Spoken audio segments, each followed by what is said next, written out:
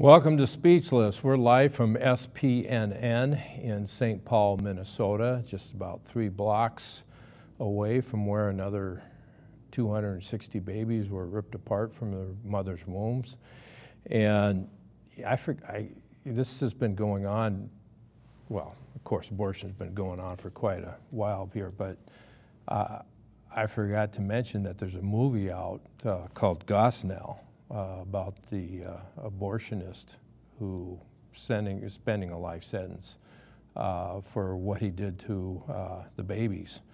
And that movie, haven't seen it yet. I've been too busy, but you need to go see it. It's just unbelievable. If you want to find out what really goes on, yeah, it is an extreme example, yes, but it's not that extreme of what goes on in the abortion procedures at these abortion clinics where they are ripping the babies out of the mother's wombs. You need to see that movie.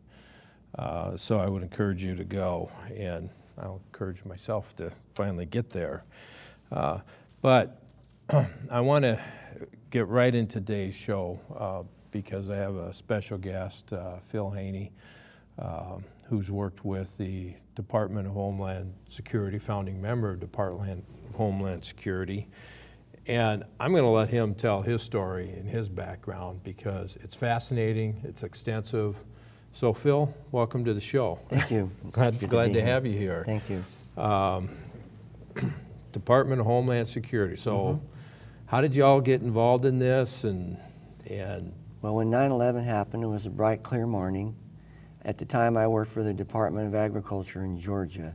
Okay. And my office was directly, literally across the street from the state capitol, the Golden Dome. Okay.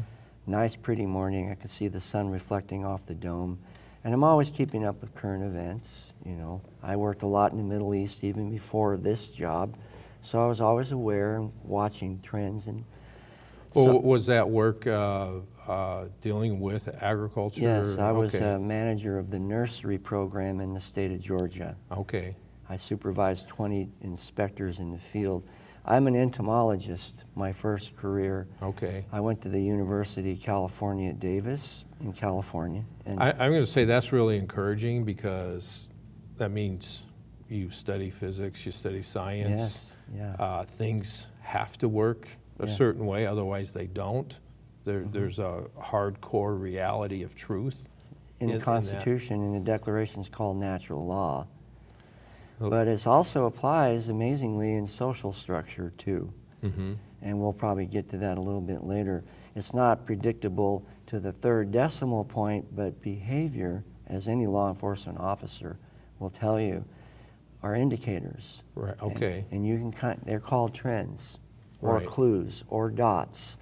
And you see enough of behavior and enough of certain kinds of activity, and you can begin to predict. So, Because it goes, the behavior goes towards a belief system? well, or yeah, beliefs? if you're in a criminal ring, what's your belief? To steal something, cars, whatever it might be. And so that's, you become your specialty. But in order to accomplish that particular activity, which happens to be criminal, you become like any other profession, good at it. And there are certain predictable patterns that all people do. You take the shortest possible route when you go home. You don't drive 20 miles out of your way. And after a while, when you observe someone, let's say going to work and so on, there becomes to be a reasonably predictable pattern. They get off at 5, they're Right. going to go down the 1st Street, they're going to take a right on Main, they'll go 3 miles, and then they'll be home. And unless you have a honey-do list, or the weather's bad, or there's an accident, there's all sorts of variables, but the goal to get home is the same Right. every time. Right, yeah. So that was a little sidetrack. We still need more of your history here as to why I have you on the show in the first place, is discuss what's going on currently in the United States with the elections, with the immigration policies, with the refugee situation, and Muslim refugees in particular. They're all in the mix, aren't they? Right. They've been coming to the surface more and more, and some states more so than other, and Minnesota is one of the centers, if you will, one of the hubs of immigration. And I knew that when I was still active duty in Customs and Border Protection. I used to interview people coming into the country that were headed for St. Paul or Minneapolis. And so we had a special operation, intelligence-driven special operation, we called it, IDSO. So I knew a lot about what was going in Minnesota years ago, 06, 07, 08, long before I retired from Homeland Security. When you say what was coming to Minnesota, you mentioned immigration. yeah, And we saw the wave begin, and the focus local point of Minneapolis, St. Paul, along with Atlanta, Columbus, Ohio, Seattle, Washington, and San Diego. But in this particular wave of the Somalian refugees, it was the strongest in Minneapolis. And so, along with our job for national security, we would interview people coming in. I mean, it's just basic law enforcement. Why are you coming here? Where are you coming from? Who's a part of your family? And so on. And I did that for years, quite a few years in a row. So back to the 9/11, I'm sitting in my office across the street from the Golden Dome of the Capitol in Atlanta, watching news, and on Yahoo, I see an image of the North Tower with a hole in the side of it. Just 1 minute it was not there, and a minute later there it was, right up on the main screen of Yahoo. I stood up, I walked into the open area where all the cubicles and offices were, and said out loud, but to no one in particular, there's going to be a war. I just knew, because I spent a lot of time in the Middle East, and I just knew intuitively, without being able to explain exactly why. And so I went over to Max Cleland. He was our senator. He's well known. He was a triple amputee from the Vietnam War era, Democrat. I say that because, as you recall, after 9/11, we didn't really emphasize Republicans and Democrats so much. No. And he wrote a letter on my behalf to Tom Ridge, who was the first secretary of what then was called the Office of Homeland Security. It was in the executive mansion right next to the White House. It wasn't an agency yet. And recommending. I volunteered. I said, I spent a lot of time in the Middle East. I've studied Quranic Arabic. I've studied strategy and tactics of the global Islamic movement. But before 9/11, it had no market You studied all those beforehand? Well before. Well, what prompted you to do that? I worked in the Middle East. Oh, okay. You see, when I was an entomologist, and I saw Islam up close and personal. I saw guys with AK-47s in the souk with the RPGs and pistols and, you know, all of it. It was a normal part of life. And I worked for the government of these countries, and so they took me all over. I didn't just stay in a city in a American-style hotel. I went out in the middle of the desert in the SUV and bounced around in the wadis and went to farms way out in the middle of nowhere in these countries and saw everything unvarnished, up close and personal. And so I knew intuitively. You know what they were talking about, what they said. You lived did. in their culture. You knew their lifestyles. They knew what they thought of America. And I knew what Sharia law was because the countries live under the authority of Sharia law. And so you had to know Sharia law in order to get along, to survive. Well, yeah. And I would live in, as I said, I didn't live in the I didn't stay in the touristy area. I went right into the neighborhood. I worked with people my age that were from the Ministry of Agriculture, and they were my host, and I was the resident specialist. So they treated me well, but it also gave me a passport to go all through these countries and see things up close and personal, the way people really live. So with that background in mind and my familiarity with theology of Islam, the Quran, and also Sharia, and the strategy and tactics, and I'm talking now from the warfare side of the equation. There's a book called The Quranic Concept of War, written by Brigadier General Malik from Pakistan, that just lays it all out. So I had this background. It wasn't theoretical. I knew intuitively. I volunteered. I would like to help. And Max Cleland wrote the letter.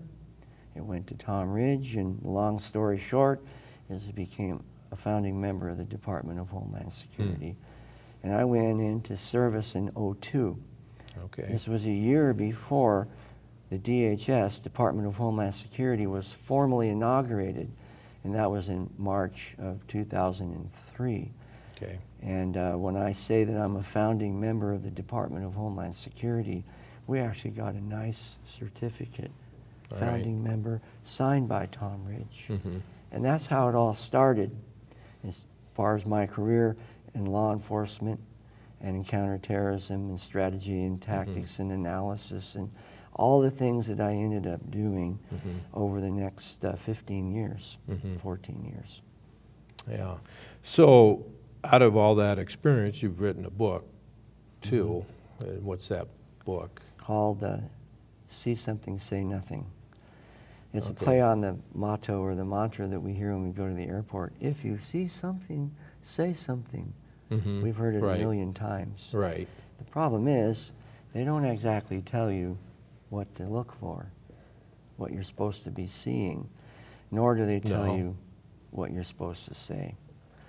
And I found out from being a law enforcement officer inside the federal government exactly what did happen when I did see something and I did say something, which I thought I was just doing my job. Right. Yeah.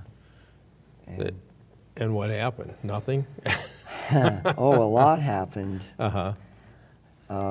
Initially, the first 2 or 3 years after the agency was founded, we were allowed to do our job, and the way it was created, the way that the mandate was. But the political winds began to shift in the last half of President Bush's term. You're talking about the middle of 2006. And I believe that those who were supporting of the candidate, Barack Obama, and their worldview that supported him began to exert itself into the law enforcement arena as early as the middle of 2006. Okay. And then by 2008, when the election took place in November of '08, 10 years ago, things were moving pretty fast by then. And it became pretty obvious that there was going to be a new focus, a new orientation, and it wasn't going to be law enforcement based.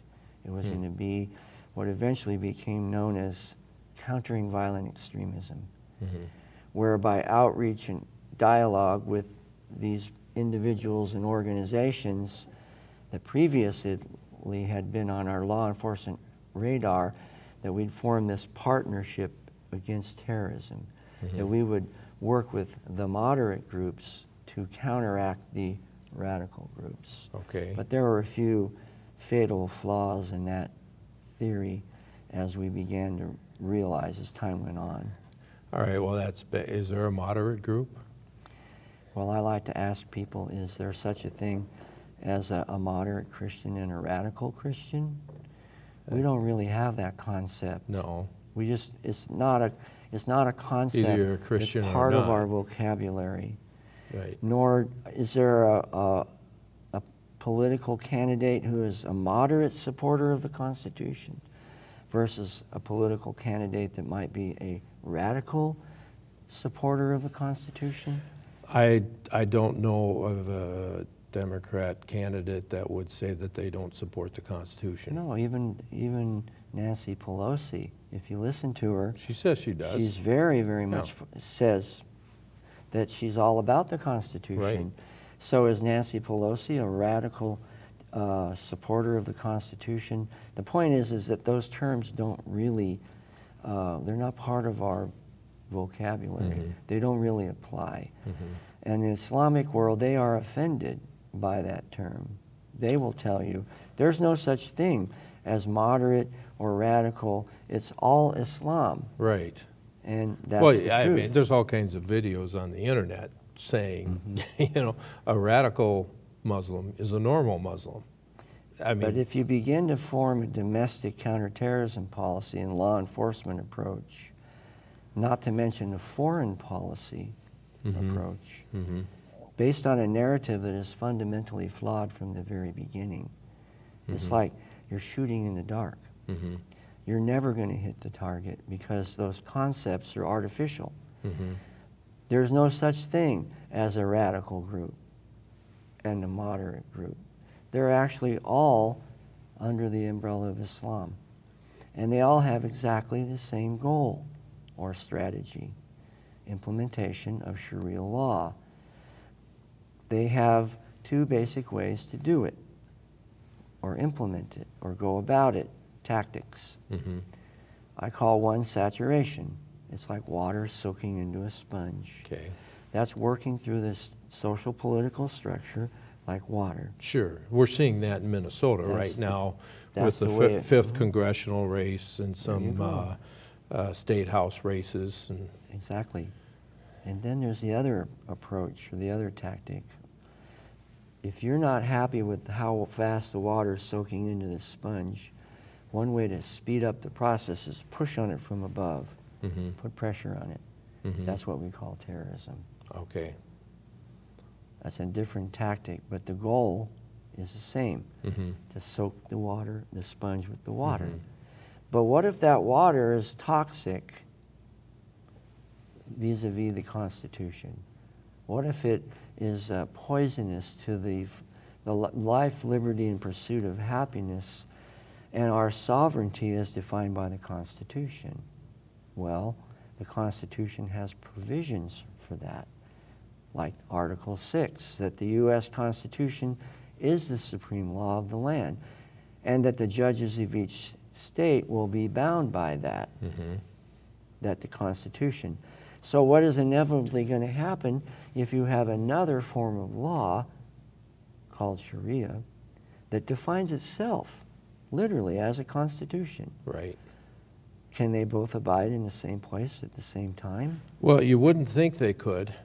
Now And the reality is they can't. Some apologists might try to say so, but when you might say that water can abide, a sponge can be a little bit saturated, but the nature of Sharia is that it saturates the whole sponge. So the question, Both can't survive together. no, because they are in conflict with each other. Well, I'll give another example biblically. The Quran emphatically states that Jesus was not crucified. That's Right. one.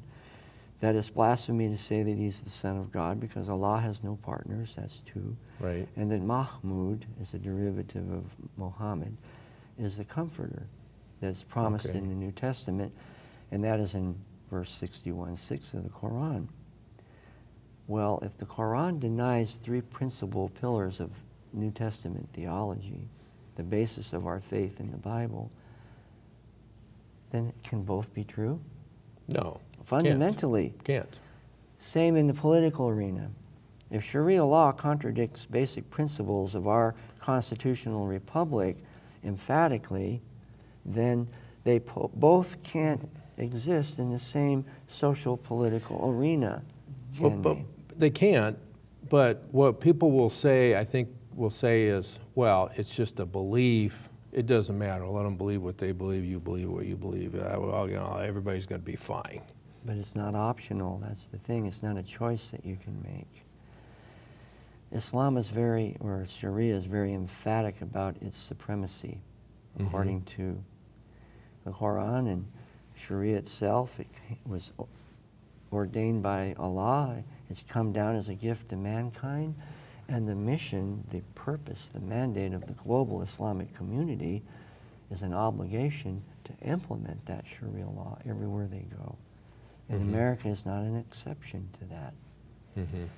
The Muslim Brotherhood, for example, is a global level organization. We've all heard of them. Is an Islamic revival organization. That's what it started out as. To revive what? The caliphate. But what was the caliphate? It was a governmental system designed to build a wall, if you will, around Sharia, so that wherever Islam expanded to, Sharia would go along with it, just like water goes into a sponge. So the question is, if we are floating around in water, meaning us as America, as a country, along with 190 plus other sponges, each one of those sponges has their own different quality and characteristics. We have ours, Peru has theirs, Nigeria has theirs, Israel has another quality. Some of the sponges in the world are already thoroughly saturated by Islam, and some are not very much yet. And some are getting closer, well, to be fully saturated. Well, yes. Turkey. Well, the Organization of Islamic Cooperation is a 57-nation coalition. It's the second largest NGO in the world after the UN. Yes, Turkey. But they're all part of the UN, aren't they? Yes, but they're also part of a parallel simultaneous organization called the Organization of Islamic Conference, and Turkey is part of it. And we've seen with Erdogan in the last 5 or 10 years a real sharp move, haven't we? Yes, away from Western, the Ataturk model, secular form of government, to an emphatically pro-Sharia form of government, and they're moving at higher and higher speed every day. And Erdogan supports Hamas and the Global Muslim Brotherhood. So you find that all these interacting pieces. Well, going back to the allegory of the sponge, if we are all nations, sponges, floating in this large pool of water, and we can't take the sponge out of the water, we live in this world, then how do you waterproof the sponge? To keep it from being saturated. The Constitution. Well, you have, That's the waterproofing. Which would have to be stronger or enforced above Sharia. That's a perfect point. The Constitution, as designed by our founding fathers, is stronger than any physical wall that we could build. I want to, that's an interesting thing, because you say, as founded by our fathers, so there's history here. Yeah. And there isn't this, I mean, the Muslim faith's been around for 1,400 years, okay, if you could call it a faith, but a lot of people do, so we'll just use that. Well, Islam itself says that it's a complete way of life. They don't make a distinction between the faith component, the prayer, for example, and observances and dedication to Allah. They don't make a distinction between that aspect of it and the civil law. Marriage, divorce, inheritance, business practices, and so on. It's all together. It's like food coloring in water. Right. It diffuses through the whole glass, and you can't separate them. So, in the 1600s, 1700s, 1800s, all our founding fathers were dealing with a history of and they had to deal with Islam. And they did directly. That's why the USS Constitution was built, by the way, Old Ironsides. The ship, See, Muhammad died in 632. Within 100 years, Islam was fighting the Catholic king of France, Charles Martel, on the plains of France at the Battle of Tours. How did the religion, Islam, that began in the Saudi Arabian Peninsula end up in direct warfare conflict with the Catholic king of France in 732, exactly 100 years from the time that Muhammad died? How did they get from Saudi Arabia all the way across North Africa, which is the way they did come, across the Straits of Gibraltar, which, by the way, the mountain we call Gibraltar is actually Arabic. It's Gibraltaric. Okay. And it's anglicized to Gibraltar, but it's in Arabic. It's Jibal, meaning mountain, Tariq, the leader of the Moors, the Moorish army that came across the Straits of Gibraltar in the year 711. And by 20 years later, they're confronting the Catholic King of France in a turning point battle. If it had not been for Charles Martel, they would have gone all the way to Scandinavia, and the history of Europe would have been different. As it was, they were in France until 1492. Ferdinand and Isabella, and the famous sailing of Christopher Columbus was also the year the last Moor, the person from Morocco, was pushed out of Spain, called Andalusia, in the year 1492. How long is that? From 780 years, something like that. Meanwhile, there were the Barbary pirates. Oh yeah, the Barbary pirates. They were slave traders. They drove the slave trade for more than 1,000 years. Now they went as far as Iceland and to the British Isles. Remember, did you see Lord of the Rings? Yep. The third part, where those black corsairs. Oh, they all run together for me. The black sail ships, the ships with the black sails that were sailing up the river and lighting the villages on the fire. Right between that spirit army came out of the mountain, remember? Well, that was an homage to the black corsairs of the Barbary pirates who went on slave raids clear to as far away as Iceland. Well, now comes the new country called America. And they started doing trade with their friends and neighbors in Europe, in particular France, sailing into the ports in France, and encountered what? The Barbary pirates. And ended up in battles, losing most of the time their ship, cargo, and crew to these pirates that were based in Tripoli. So the founding fathers sent ambassadors over, Jefferson and Adams and Franklin. And they encountered the leader of the Barbary pirates. He was called the Dey, spelled D-E-Y.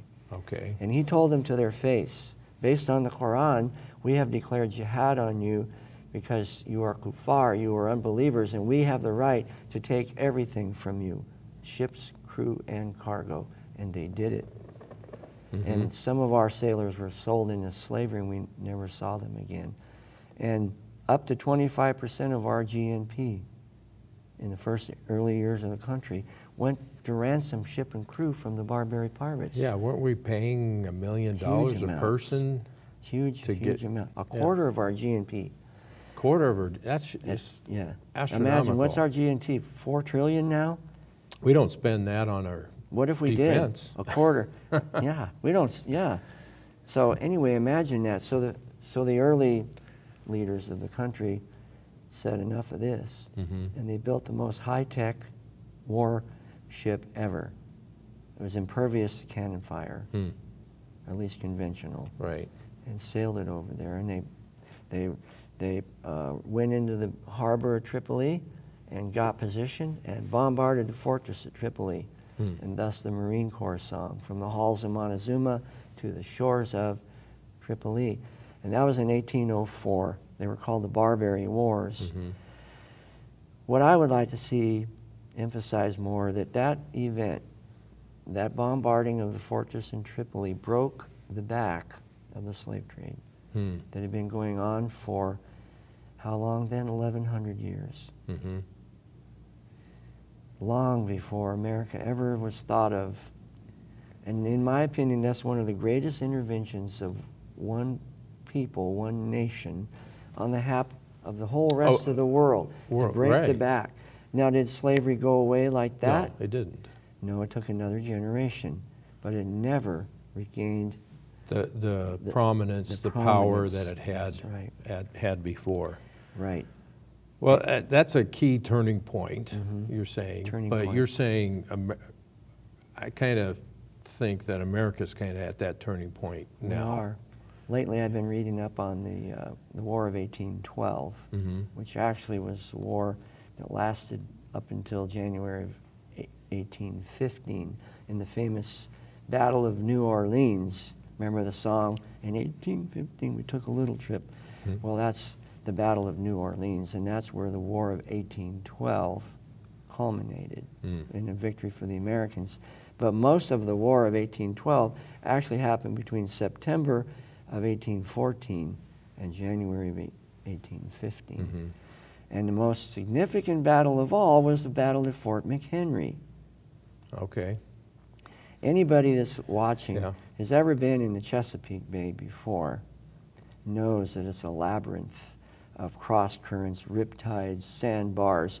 There's no way in heck that you could sail a full fleet of cannon-bearing ships, heavy ships, into the Chesapeake without someone helping, which means loyalists.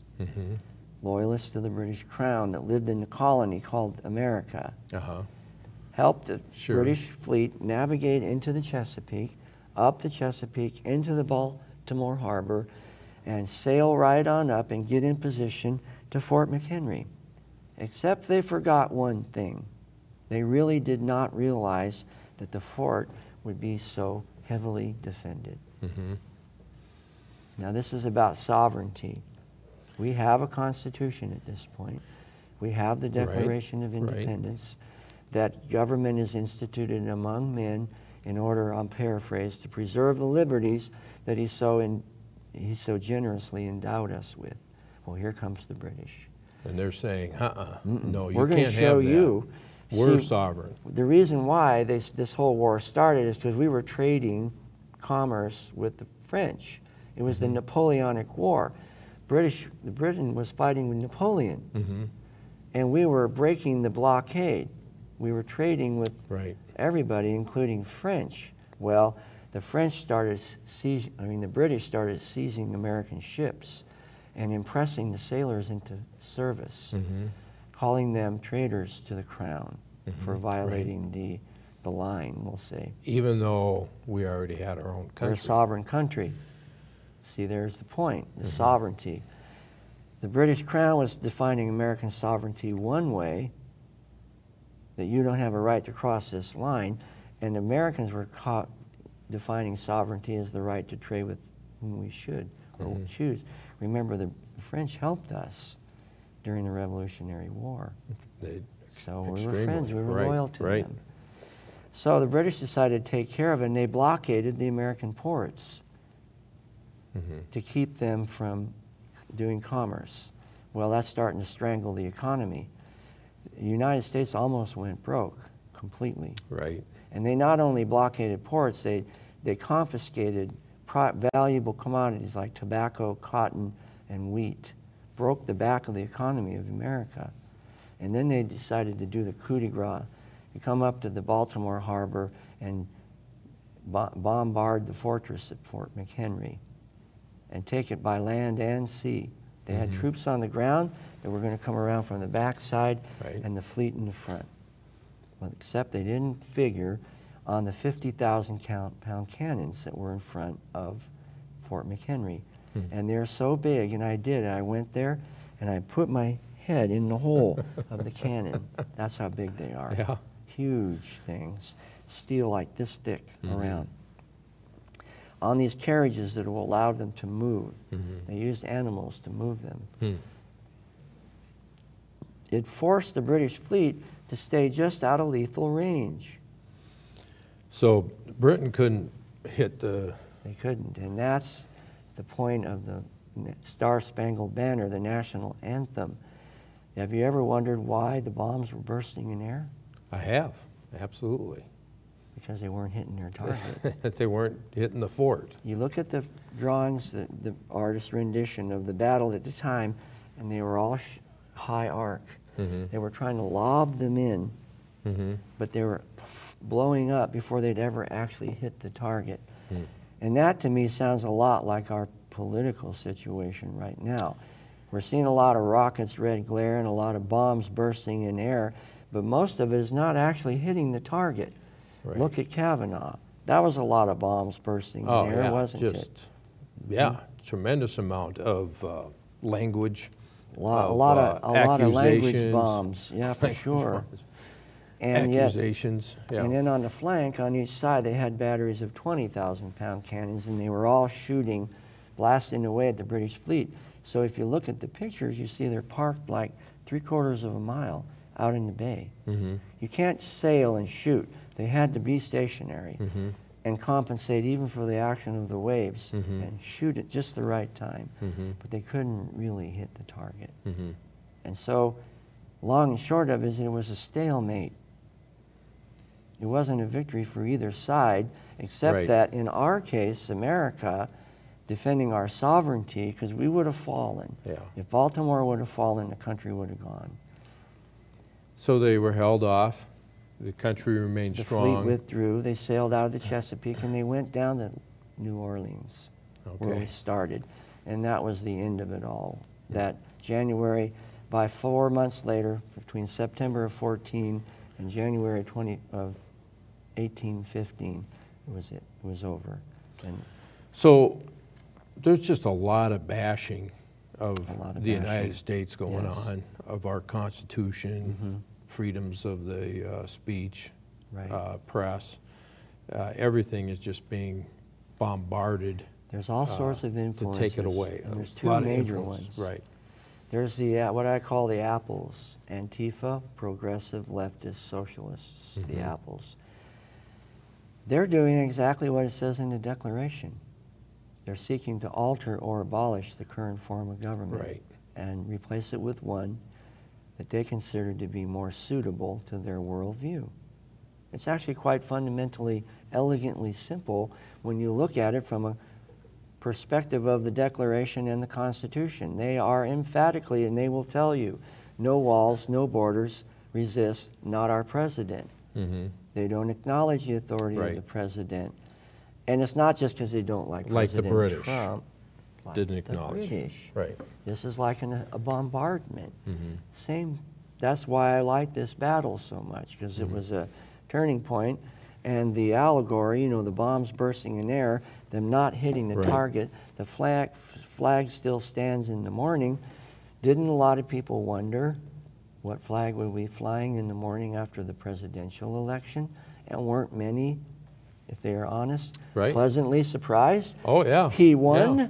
Right. He did? Really? And how many were terrified that the flag would fall? And they were pleasantly amazed when it was red, white, and blue in the morning instead of the flag with the H and the arrow. And many people were shocked. And then the British fleet withdrew. And then they went down to New Orleans for the next sequence of the battle, which is kind of where we are now. The midterm elections. That's right. So here's the flag. It's still standing in the morning. The battle was a stalemate. In other words, no outright victory on either side. And yet, that was a victory for the American sovereignty, just like it will be if what I believe is the turning tide of the MAGA, Make America Great movement, that the tide is turning in the direction of the MAGA, we will see with this current election that's coming up. It may very well be a stalemate in terms of the House, the Senate, the judiciary, being able to stay in a status quo, which for those of us who are conservative and constitutional partisan, because I am a partisan, but it's a constitutional.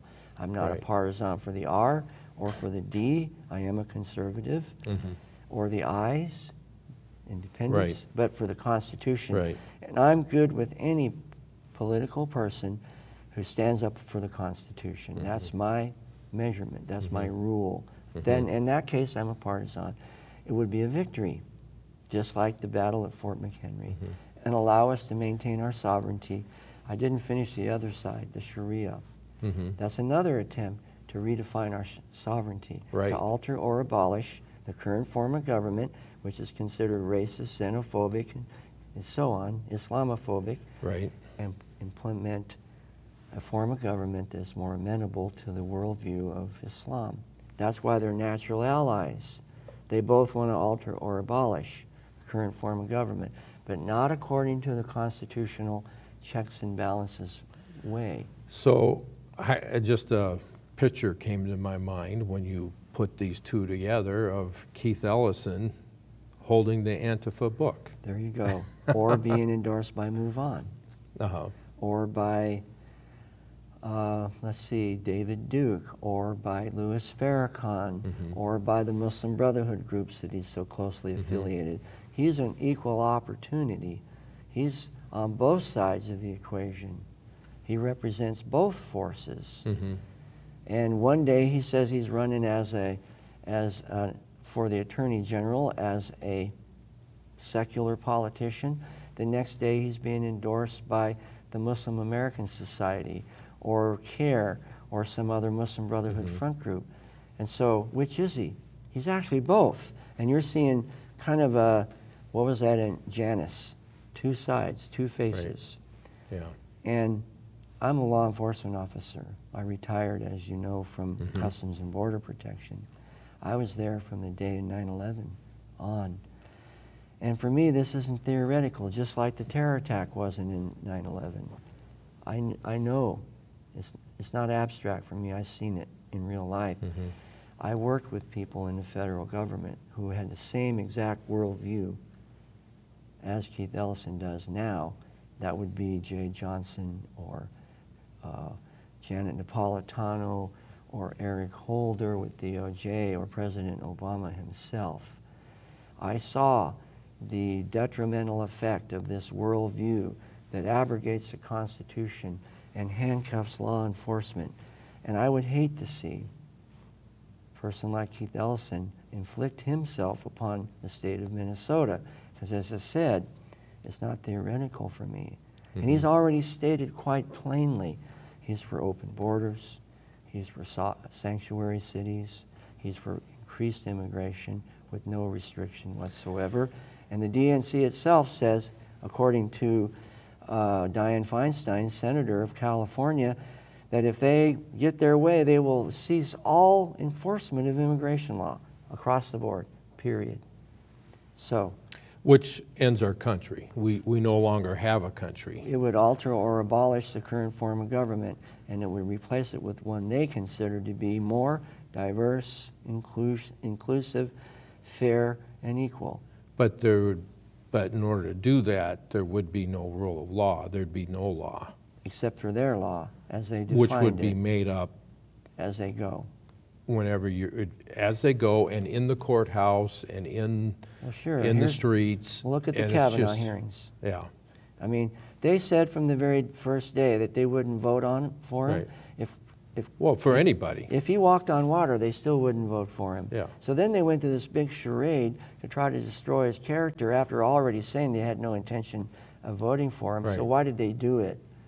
Because they were trying to persuade one or two Republicans to change their vote. That's what that was all about. Right. And yet, to me, the obscenity of it, where you started, this was all about the right to kill our own children. The whole big predominant theme was Kavanaugh's opinion about Roe v. Wade, and whether he would accept it as settled law, or that whether or not he might accept a case that could be brought up through the system that would challenge Roe v. Wade. And that's what it was all about. And when we look back on history, 50 years or 100 years, people are going to just be speechless. You're telling me that you put that man through that because you want to maintain the right to kill your own children? Right. That's what this was all about? That's all it was about. That's what it's all about. But that's a bombs bursting in air. That's another kind of bombs bursting in air. Type of event, and you're Linda saying. Sarsour, who's with the Muslim Brotherhood, Islamic Society, out there with their bullhorn, egging all these people on out on the mall to protest against Kavanaugh, and being one of the very first people who stood up and started screaming and yelling during the hearings. It was Linda Sarsour. But the Muslim faith is against abortion for Muslims, isn't it? Well, let's so she's actually getting that out. What if tomorrow is abortion legal in any Muslim state, country? No. That we know of? No, it's not. If the magic easy button was pushed and tomorrow we had Sharia law, do you think Planned Parenthood would continue to operate? Not one bit. No, I don't think so. What about the LGBTQ No, they'd be community? done. What effect would Sharia law have on them? Yeah, it'd be terrible for them. You have to take history at face value. They've already shown what they will do, what they would do over and over again. But so the whole purpose of Linda Censor doing her thing is to get people to support her so she can trick them. Yeah, we're for abortion. You kill yourselves all you want. You know, we Muslim, we're not going to do it. We're not going to kill ourselves, but you guys go do that, and we're going to support you doing that. There's an organization here in America. It's called Assembly of Muslim Jurists of America, AMJA, often called. They have, their name in English is, again, Assembly of Muslim Jurists of America, but in Arabic it's entirely different. In Arabic it's Majama Fuqaha al-Sharia. You heard that word? Right. Al-Sharia. The lawyers, the group of lawyers promoting Sharia law in America, and one of the imams from Bloomington, Al-Faruq Mosque, named Al-Manisi, is part of that organization. Now, people that are listening may say, Mr. Haney, you're exaggerating. They're just like every other immigrant. They don't have any intention of implementing Sharia law. Well, if that's the case, then how is it that AMJA even exists? It's an open violation of Article 6. And if that's all it was just sort of a quiet, over-in-the-corner organization, that'd still be another thing. But they issued a fatwa, a ruling, 10 days after the election, meaning in 2016, calling the election of President Trump a calamity. That's a very serious word in Arabic. Yeah. Okay. And issuing permission for the observant Muslim base, which is, check this out, Al-Mutsima Al-Islamiyya Al-Qaeda. That's the base. The political base in Arabic is Al-Qaeda, the observant Muslim base in America, to form an alliance with the left in order to do what? Undermine the authority of the president, meaning Trump. Isn't that exactly what they've been doing? Forming alliances with Move On, with all these other coalition of groups that are no walls, no borders, not our president, right? Yeah. And there's Linda Sarsour with literally with the bullhorn, egging them on with her job, dressed in a long dress, egging these leftist people on to basically like drive a wedge, like a jackhammer on a rock, just till it splits. And then what? Are they going to share power? Are they going to form this nice interfaith coalition that is going to form a new kind of government based on fairness and equality? But by whose definition? And where have they done that before? Never. Okay. Whenever Sharia law comes, it's like a force of gravity. It's like that water soaking into the sponge. Physics is physics, like you said earlier. Physics Once it reaches a certain point, that's right, it's over. It's a natural law, like gravity. Gravity can be your very, very best friend. It can keep you on the road when you're turning a sharp corner, or it can be your worst enemy when you fall off the top of a roof. Well, we only got about 9 minutes left. You know, live time is the fastest time there is. It is. And I want to get to some specifics on Keith Ellison. Let's address that. Because... and I'll tell you what my concerns are. All right. And I'm always very careful. I was investigated by my own agency, my own government, 9 times. And they never found probable cause. In other words, I always told the truth. I never exaggerated. If I was prone to overstatement and exaggerated, there's no way I would have ever survived. I would have made a mistake. I would have made a misstatement. So I will tell you that Keith Ellison has been, for at least the last 10 years, known and easily proven, a keynote speaker, front at the podium speaker for the Council on American Islamic Relations. That's called CARE. CARE, okay. Everybody in Minnesota probably knows about CARE. CARE's a big organization and very influential. They go out and protest, and if you want to talk about them, they'll be protesting. They target people, put black bars across their eyes, which means they're criminals for what? Having a difference of opinion. Right. For crumb's sake, these are 2 political parties that now CARE has come in and labeled as haters and Islamophobes and bigots and racists. Is that the kind of political dialogue? What do you suppose CARE would do if they actually had the authority? Right. They'd sick law enforcement on them. Right. I'm not imagining, because they've already been doing it. So Keith Ellison has been speaking for Keith these. Ellison is closely affiliated with CARE, Okay. and which is irrefutably known to be linked to Hamas, a globally designated terrorist organization, for the last 10 years. We have paperwork to get our clearance. It's called SF-86, Standard Form 86. If I was affiliated with CARE while I was an active duty CBP officer, I'd be out. If my brother or my sister or my wife or any relative in my family was directly involved with CARE, that would be enough to disqualify me from my job. Now, maybe he didn't know. But the thing is that he's an elected official. That's your primary responsibility, is to do what? Protect our sovereignty. Right.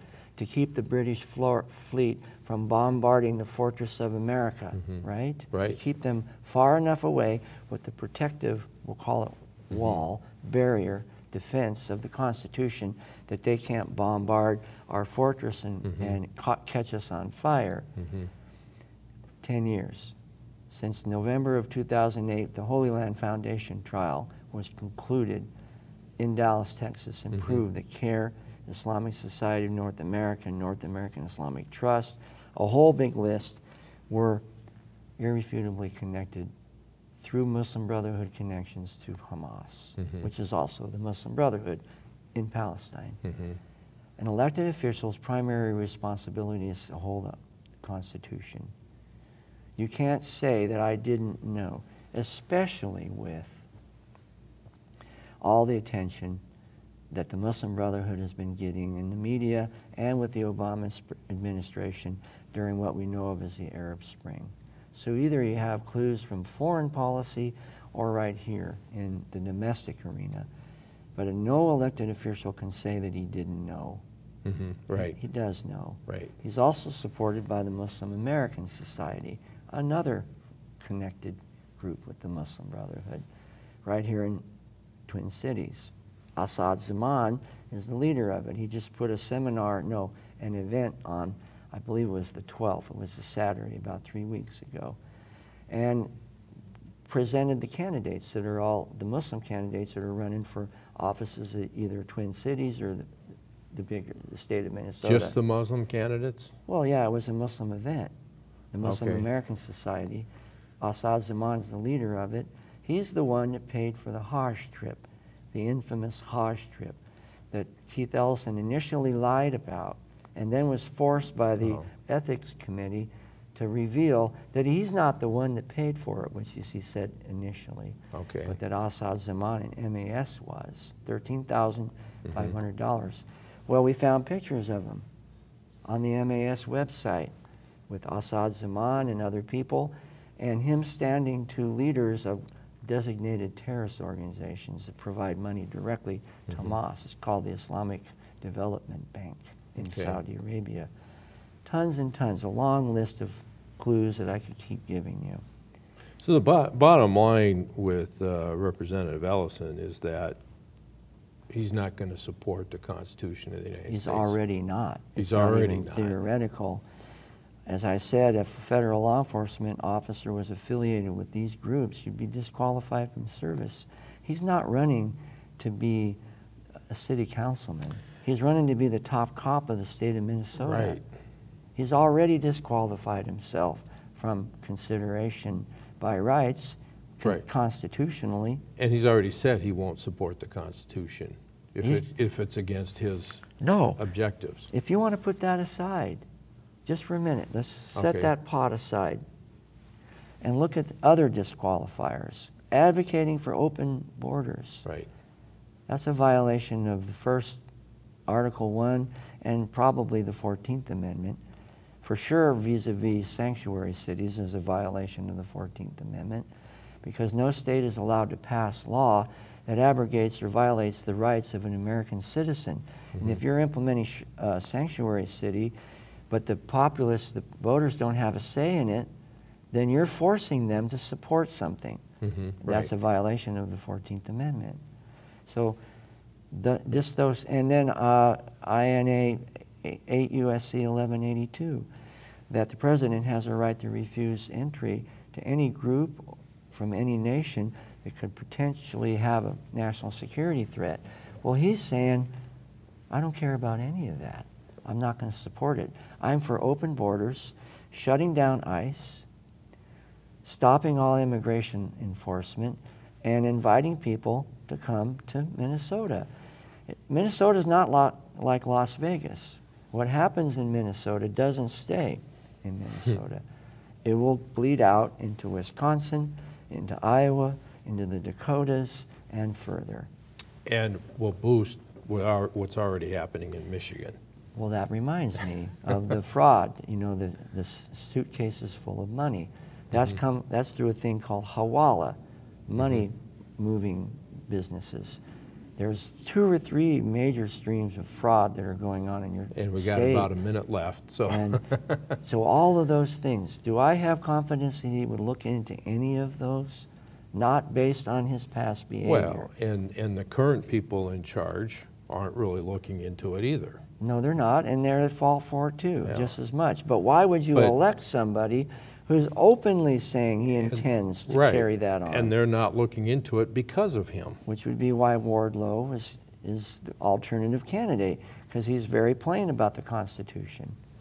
Yeah, which is, some people think that's negative. It's been so long since we've seen the correct functioning of the government that many people have never seen it. Yeah. It's like the Tin Man in the Wizard of Oz. We didn't even know the Tin Man could move. Right. But he can. Yeah, right. Well, Phil Haney. Yeah, man. Thanks for coming on. I appreciate it. Fascinating information. Get his book, See Something, Say Nothing. It's on Kindle, but it's otherwise, it's gone. So currently sold out. We're talking sold about out. more prints. Okay. But right now, at least you can get it in Kindle. All right. All right. Folks, remember, if you don't stand up for other people's liberties, who's going to stand up for yours? And good men don't do nothing. Go out there, do something, vote for the right people. God bless. Have a great week. Thank you. Thank you.